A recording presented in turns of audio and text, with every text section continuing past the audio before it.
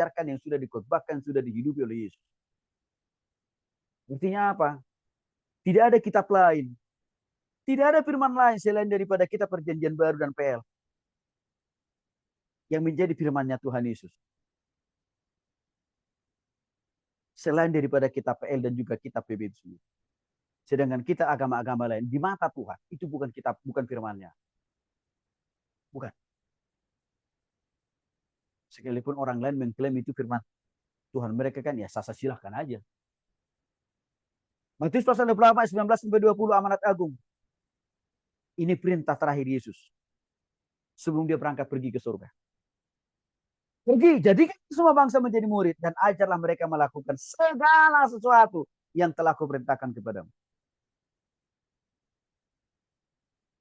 Perkataan Yesus ini disampaikan kepada para murid-murid. Detik-detik terakhir dia mau pergi ke surga. Menariknya, perintah Yesus amanat agung 19-20 kembali ditulis oleh para rasul, penulis kitab perjanjian baru. Dengan benar dan tidak ada yang mereka kurangi, tidak ada yang mereka tambahi. Yang artinya apa? Mereka juga harus memberitakan Injil. Di zaman modern ini kita juga harus memberitakan Injil. Ini mau menunjukkan pesan yang amat terakhir pun yang dikhotbahkan diajarkan Yesus kepada para murid sebelum terangkat ke surga. Sama isinya itu juga ditulis oleh para rasul. Tidak ada yang mereka tambah, tidak ada yang mereka kurangi.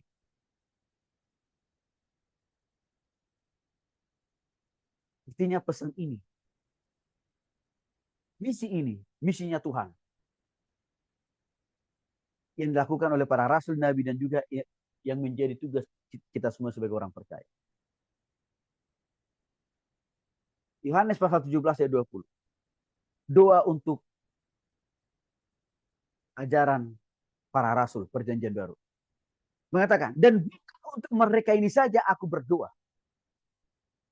Tetapi juga untuk orang-orang yang percaya kepada mereka. Artinya apa? Yesus waktu dia hidup bersama dengan para murid itu mengatakan, aku memang juga berdoa untuk kalian.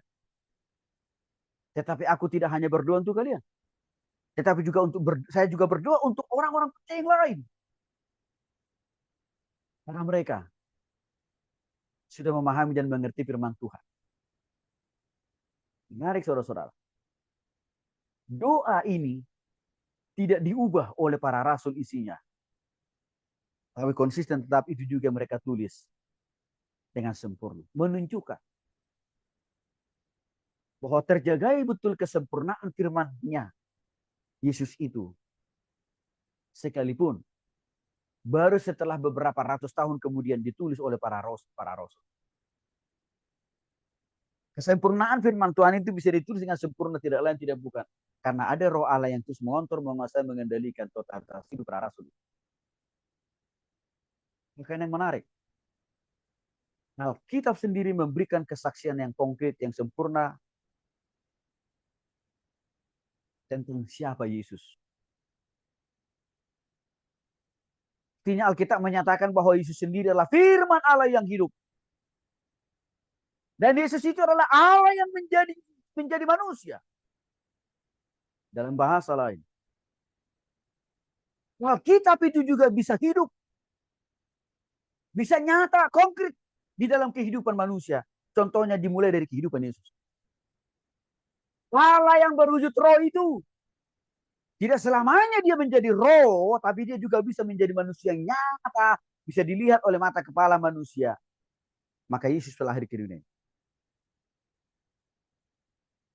Yohanes pasal 1 ayat 1 sampai ayat 1 dan 14. Pada mulanya adalah firman.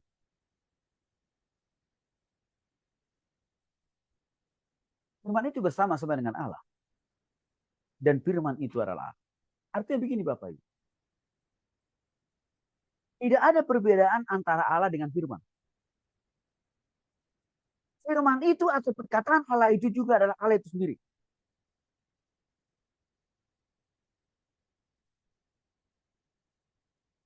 Bahkan waktu firman itu menjadi kata-kata, menjadi huruf, menjadi konsonan yang kita baca dalam Alkitab. Dia juga bisa berubah wujud dalam bentuk yang lebih dinamis, dalam bentuk yang lebih nyata, bergerak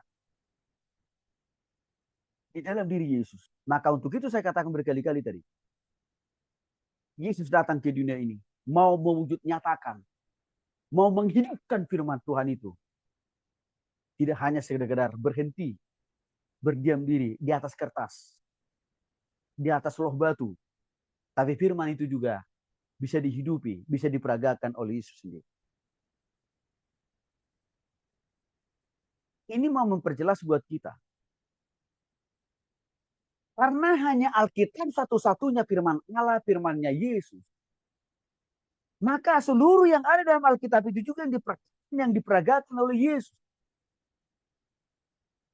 Artinya Yesus tidak mengisi kita orang. Yesus tidak menghidupi isi Al-Quran, Weda, Tripitaka, enggak. Karena itu bukan firmannya. Firmannya itu sudah cukup sempurna di dalam Alkitab.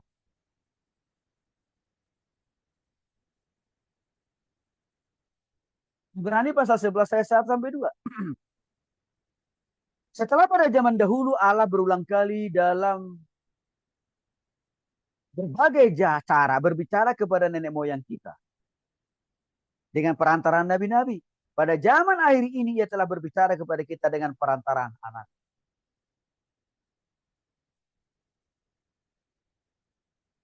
Artinya saudara, sebelum Yesus mempraktekkan secara nyata, secara real firman Tuhan itu dalam kehidupannya. Firman Tuhan itu, Alkitab itu juga sudah disampaikan dahulu kepada para nabi-nabi. Nabi Musa misalkan melahirkan kitab Kejadian, Keluaran, Bilangan, Ulangan.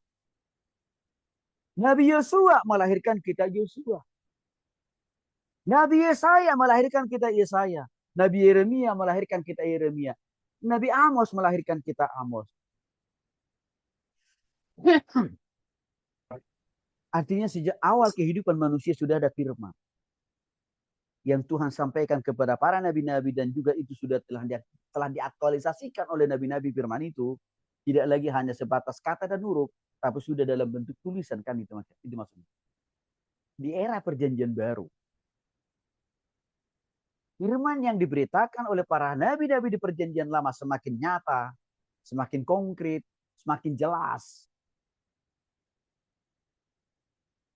di dalam praktek hidup, di dalam cara berpikir, di dalam cara Yesus melayani, di dalam cara Yesus bekerja, di dalam cara Yesus melakukan mujizat, di dalam cara Yesus mengusir setan.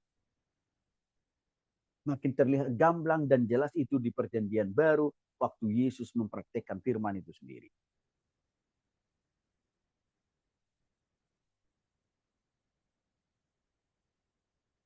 Ini mau menegaskan semua praktek hidup Yesus berasal dan bersumber daripada Alkitab. Tidak ada satupun kehidupan Yesus diambil Yesus, diadopsi Yesus dari kitab kita agama lain. Tidak ada itu. Tidak menarik buat Yesus. Karena itu bukan firman-Nya. Waktu Yesus mengajar dan berkhotbah, dia tidak pernah mengutip dari kitab-kitab orang lain. Dia lebih tertarik mengutip kitab-kitabnya sendiri di dalam kitab-kitab perjanjian lama, kan? Mengusir simbolis sekalipun. Yesus tidak butuh kitab agama lain. Karena Yesus cukup sempurna punya kitab. Maka dia kutip kitabnya sendiri, yaitu kitab Ulangan yang ditulis oleh Musa, kan? Waktu menengking dan melawan simbolis. Jadi kita mau simpulkan, saudara-saudara yang dikasih oleh Tuhan Yesus Kristus. Yesus nyata betul. Jelas sudah menyaksikan bahwa kitab PL dan perjanjian baru berasal dan bersumber dari dia. Dan itu